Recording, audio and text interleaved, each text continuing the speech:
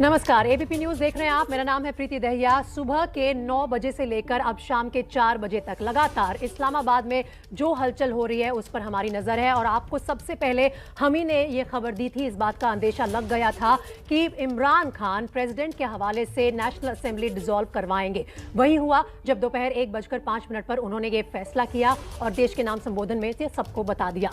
तो इसी खबर पर लगातार हमारी नजर बनी हुई है। अब पाकिस्तान में संसद जो है वो भंग हो चुका है और उसके बाद 90 दिन के अंदर अंदर चुनाव होने चाहिए पाकिस्तान में।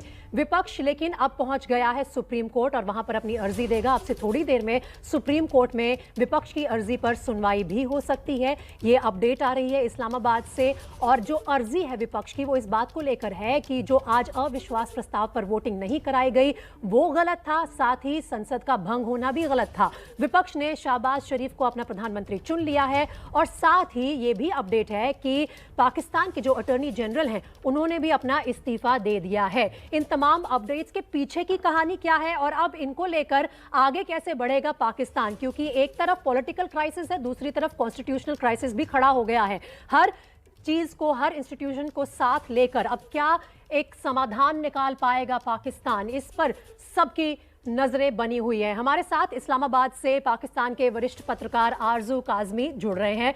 पाकिस्तान के पूर्व deputy attorney general Zahid Ibrahim भी हमारे साथ हैं इस्लामाबाद से। और वहीं से हमारे जो सहयोगी हैं हमजा आमिर, जो हमें पल पल की खबर पहुंचा रहे हैं, वो भी हमारे साथ जुड़े हुए हैं। साथ ही नोएडा में जो मेरे साथ मेहमान हैं उनका भी परिचय आपको करवा दूं। पूर्व राजनयिक SD मुनी साहब हैं और साथ ही defence expert major general Sanjay Soi हैं। और मेरे साथ मेरे दो सहयोगी आशीष सिंह और प्रणय उपाध्याय, जो कि पाकिस्तान की पॉलिटिक्स को करीब से जानते हैं, वो भी मौजूद हैं। लेकिन इस वक्त जो बड़ी खबर आ रही है उस पर हम नजर डालते हैं और इस्लामाबाद ही सीधा रुख कर लेते हैं, क्योंकि आरजू काजमी हमारे साथ हैं। आरजू, जो इस वक्त हो रहा है पाकिस्तान में, आप उसको किस नजरिए से देखते हैं? क्योंकि पूरी दुनिया ये कह रही है कि अब एक कॉन्स्टिट्यूशनल क्राइसिस है जो हम देख रहे हैं पाकिस्तान में।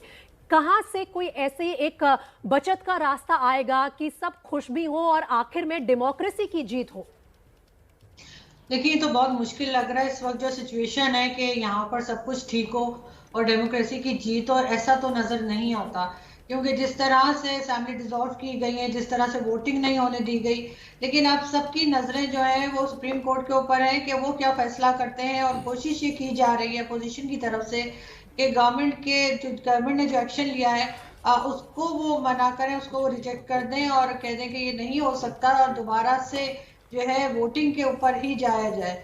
लेकिन साथ साथ हम ये भी देख रहे हैं कि prime minister Imran Khan confident नहीं थे और इसीलिए उन्होंने वोटिंग नहीं होने दी। अगर वोटिंग होने देते तो ये बात साफ हो जाती कि उनको कितने लोग पसंद कर रहे हैं या उनको कितने लोग चाहते हैं कि वो प्राइम मिनिस्टर है। शायद इसी बात का खौफ था जो उन्होंने सब कुछ किया। जी, आपने बिल्कुल ठीक कहा कि वोटिंग से पहले तो बिल्कुल कॉन्फिडेंट नहीं थे इमरान खान, लेकिन जैसे ही वोटिंग टली और उन्होंने देश के नाम वो संदेश दिया, उसके बाद जो तस्वीरें आई उनमें बहुत मुस्कुरा रहे थे, बहुत खुश भी नजर आ रहे थे कि मुझे जो सबसे अच्छा रास्ता हो सकता था मेरे लिए इस वक्त वो मिल गया है। अब इलेक्शन होंगे और जनता ही चुनेगी कि अगला प्रधानमंत्री कौन होगा। मैं जाना चाहूंगी जाहिद इब्राहिम साहब के पास भी, लेकिन उससे पहले आशीष के पास एक अपडेट है, वो ले लेते हैं। आशीष। प्रीति, एक इंपॉर्टेंट अपडेट है। शहबाज शरीफ का एक ताज़ा बयान आया है। If the supreme court decision comes against us, we are ready to go into early elections. तो वो ये कह रहे हैं कि अगर सुप्रीम कोर्ट का आज का फैसला ऑपोजिशन के पक्ष में नहीं आया तो अर्ली इलेक्शंस के लिए ऑपोजिशन रेडी है। मुझे लगा ये एक बड़ा महत्वपूर्ण बयान है जिसका जिक्र यहाँ कर दूं। तो अपने हर ऑप्शन को ओपन रख रहा है ऑपोजिशन भी। सुप्रीम कोर्ट में जाहिद इब्राहिम साहब इस मकसद से पहुंचा है विपक्ष की फैसला उनके पक्ष में होगा। फैसला किस बात पर होगा कि जो आज नो कॉन्फिडेंस मोशन पर वोटिंग नहीं कराई गई वो अनकॉन्स्टिट्यूशनल था। फैसला इस पर भी हो सकता है कि जो अब नेशनल असेंबली को डिसॉल्व कर दिया गया है वो गलत है। तो इन सभी पर लेकर विपक्ष जरूर पहुंचा है वहां पर, लेकिन तैयार इस बात के लिए भी है कि सुप्रीम कोर्ट में फैसला उनके खिलाफ भी हो सकता है। एक और बड़ी खबर आ रही है, पाकिस्तान के अटॉर्नी जनरल सुप्रीम कोर्ट पहुंच गए हैं। इससे पहले खबर यह थी कि चीफ जस्टिस भी सुप्रीम कोर्ट पहुंच गए हैं और अब से थोड़ी ही देर में सुनवाई शुरू हो सकती है। आज इतवार का दिन था, लेकिन उसके बावजूद ये बड़ा हंगामा जो हमने देखा पाकिस्तान में और पॉलिटिकल कॉरिडोर्स में जिस तरह से अब सियासी संग्राम मचा हुआ है, उसके चलते सुप्रीम कोर्ट अनछुआ नहीं है और सुनवाई अब से थोड़ी देर में विपक्ष की याचिका पर हो सकती है। जाहिद इब्राहिम साहब, थोड़ी देर पहले जब शहबाज शरीफ बात कर रहे थे जियो टीवी से, तो बार बार जिक्र कर रहे थे कि आर्टिकल 6 के तहत एक्शन लिया जाए इमरान खान पर। क्या आप समझाएंगे हमें कि आर्टिकल 6 के तहत किस तरह का एक्शन है जो विपक्ष चाहता है, क्या है उसके प्रोविजंस? देखें, article 6 is subversion of the constitution. उसके लिए इट्स अ कॉम्प्लिकेटेड प्रोसेस। उसके लिए the federal government has to file a reference, there is going to be a court set up to decide that. I think Article 6 is certainly being cited by people because what they are seeing is कि हमारे कानून और हमारे आइन की इतनी blatant खिलाफ वर्जी की गई है। तो यकीनन जो हुकूमत कह रही थी कि हम सरप्राइज देंगे, वो उन्होंने सरप्राइज इस तरह से दिया है कि उन्होंने कानून और आइन की धज्जियां उड़ा दी हैं। एसडी मुनी साहब, आप भी इस बात से सहमत हैं कि धज्जियां उड़ा दी गई हैं? आज सरप्राइज जरूर मिला, इस सरप्राइज की शायद बहुत लोगों को उम्मीद भी नहीं थी कि ये रास्ता अपनाएंगे इमरान खान, लेकिन फिर जैसा कि जाहिद इब्राहिम साहब कह रहे हैं कि धज्जियां उड़ा दी हैं, कानून हो, चाहे लीगल प्रोसेस हो, चाहे कॉन्स्टिट्यूशनल प्रोसेस हो। इमरान खान साहब संविधान की धज्जियां अब उड़ाई है, पहले ही उन्होंने डेमोक्रेसी की धज्जियां तो उड़ा दी थी। 3 दिन से उनको पता है कि वो बिल्कुल माइनॉरिटी में है और उसके बावजूद भी वो टिके हुए हैं। यहाँ तक कि उन्होंने पब्लिकली आके कहा कि मैं इस्तीफ़ा नहीं देने वाला हूँ, लास्ट बॉल तक खेलूँगा, चाहे संस्थाओं को, इंस्टीट्यूशंस को उसका कोई भी असर पड़े। तो ये बिल्कुल साफ है कि उनको इस बात की कोई परवाह नहीं है कि चाहे संविधान पर आँच आती है या डेमोक्रेटिक प्रोसेस पर आँच आती है, वो अपनी बात पे टिके रहना चाहते हैं। एसडी मुनी साहब, आपसे पूछना चाहता हूँ, अभी जो आप जिक्र कर रहे थे, अगर एक प्राइम मिनिस्टर जो नंबर गेम में पीछे छूट गया है, माइनॉरिटी शब्द का आपने इस्तेमाल किया, माइनॉरिटी में एक प्राइम मिनिस्टर क्या असेंबलीज को डिसॉल्व करने को रिकमेंड कर सकता है? उसकी इस रिकमेंडेशन को मानना चाहिए था प्रेसिडेंट को? नहीं, वो माइनॉरिटी पॉलिटिकल है, कॉन्स्टिट्यूशनल हुई नहीं ना, क्योंकि असेंबली में उसको इसीलिए असेंबली में उसको अप्रूव नहीं किया गया। तो वो एक चाहे प्रीटेक्स्ट कह दीजिए, चाहे बहाना कह दीजिए। और दूसरी बात, एक और बात बताऊं जो मुझे लगता है इसके पीछे जो खेल है वो ज़्यादा इम्पोर्टेंट है। 3 दिन पहले और कल इमरान खान ने खुद पब्लिकली एक्सेप्ट किया कि एस्टेब्लिशमेंट ने उनको 3 चॉइस दी थी। एस्टेब्लिशमेंट का माने है वहाँ पर फौज। बिल्कुल। उन्होंने उनको 3 चॉइस दी। एक चॉइस थी कि वो इस्तीफा दें, एक चॉइस थी कि वो इलेक्शन में चले जाएं। तो उन्होंने साफ कहा कि इस्तीफा तो हम नहीं देंगे, और तीसरी चॉइस थी कि वोट ऑफ नो कॉन्फिडेंस ले जाए। तो उन्होंने कहा न हम इस्तीफा देंगे, न वोट ऑफ नो कॉन्फिडेंस को होने देंगे। तो तीसरी चॉइस तो वहां बच गई ना सर। उसको भी कॉन्टेस्ट कर दिया था पाकिस्तान आर्मी ने। इंसिडेंट आप दोनों को रोकना चाहूंगी। ठीक है, मुझे बताया गया था कि शेख रशीद साहब बोल रहे हैं, लेकिन अभी वो बाइट खत्म हो गई, थोड़ी देर बाद उसको प्ले आउट करेंगे। लेकिन आरजू, आप सीनियर जर्नलिस्ट हैं पाकिस्तान की, और एसडी मुनी साहब जिस बात का जिक्र कर रहे थे कि 3 दिन से माइनॉरिटी गवर्नमेंट के प्राइम मिनिस्टर बन के घूम रहे हैं इमरान खान, और इससे बहुत पहले से उन्हें इस बात का अंदाजा हो गया था कि अब उनकी सत्ता जाने वाली है। अगर उनको प्रेसिडेंट को रिकमेंडेशन भेजना था नेशनल असेंबली को डिसॉल्व करने का, तो क्या बाइज्जत इससे पहले वो ये नहीं कर सकते थे? आज नो कॉन्फिडेंस मोशन पर वोटिंग होनी है और तुरंत उन्होंने ये डिसाइड किया कि हम स्पीकर के जरिए जाएंगे, पहले तो इसे खारिज कराएंगे, फिर मैं रिकमेंडेशन भेजूंगा।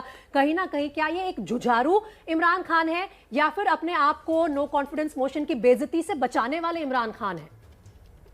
मेरा ख्याल है ये वो इमरान खान है जिन्होंने वोट ऑफ नो कॉन्फिडेंस नहीं होने दिया, सिर्फ अपनी इज्जत बचाने के लिए। और इसको लोग सरप्राइज के तौर पे नहीं ले रहे, शौक के तौर पे ले रहे हैं कि ये लोगों को एक शौक लगा है जो इमरान खान ने आज किया है, और इससे इनकी कहना चाहिए रिस्पेक्ट में कमी ही हुई है, कोई इज्जत बढ़ी ही नहीं है।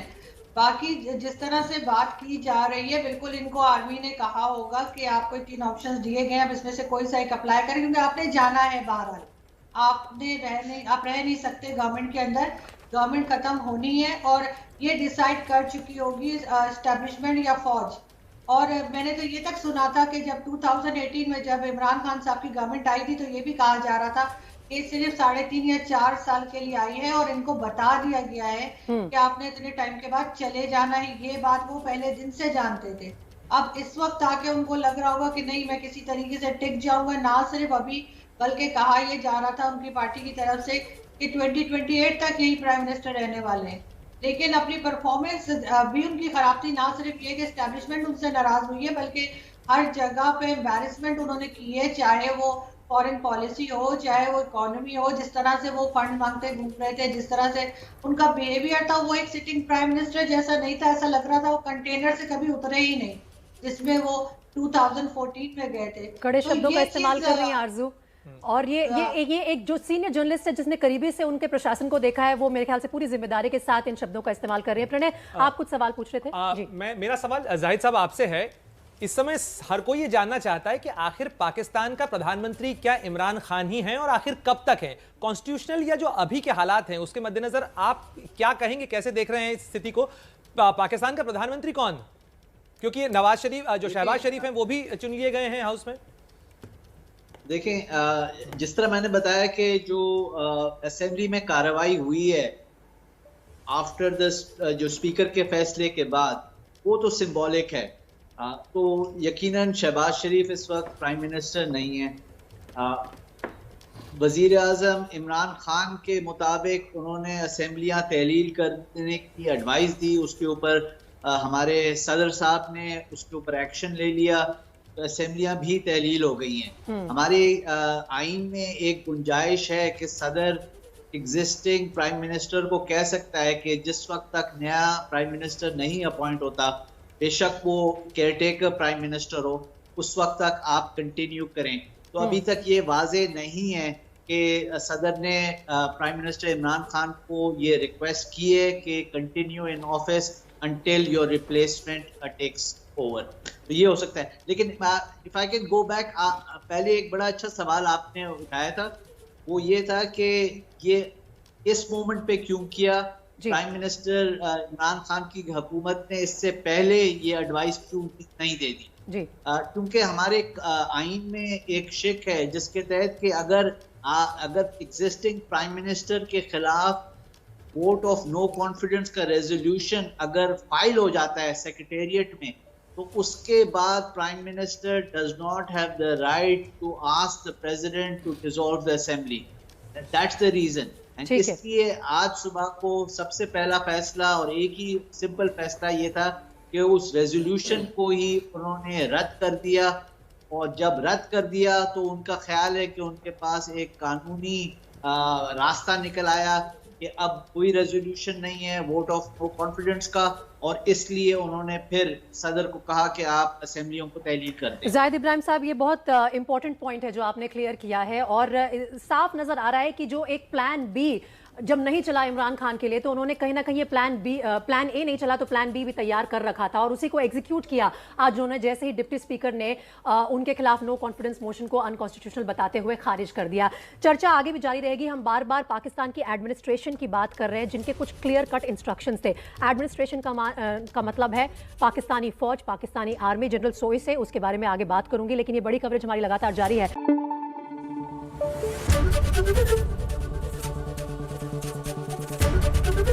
एबीपी न्यूज आपको रखे आगे।